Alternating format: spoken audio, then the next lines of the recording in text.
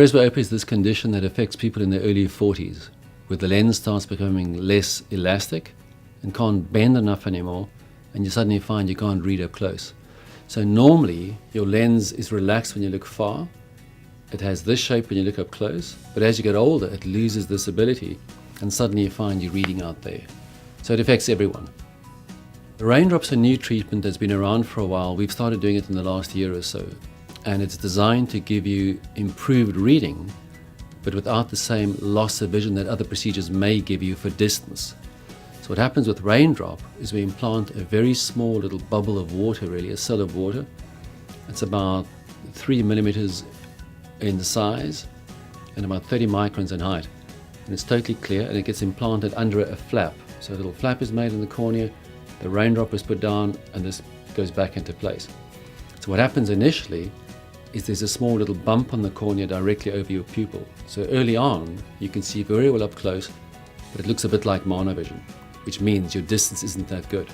But then over the next few weeks and months, the tissues over the Raindrop start smoothing out, and as they smooth out, you find the distance vision in the Raindrop eye starting to improve.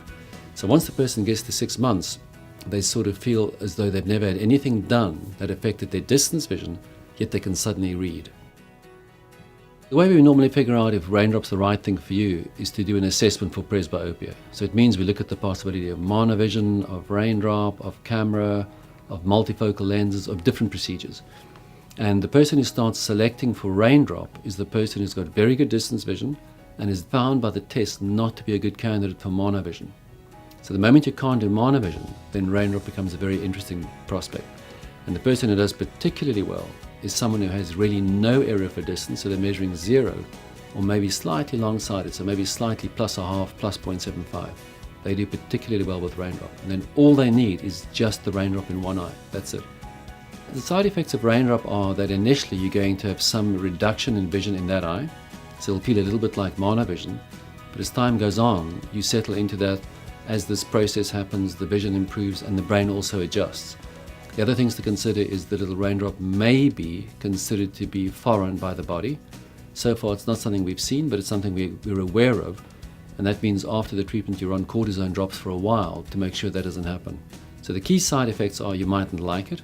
So one of the beauties of Raindrop is it's totally reversible.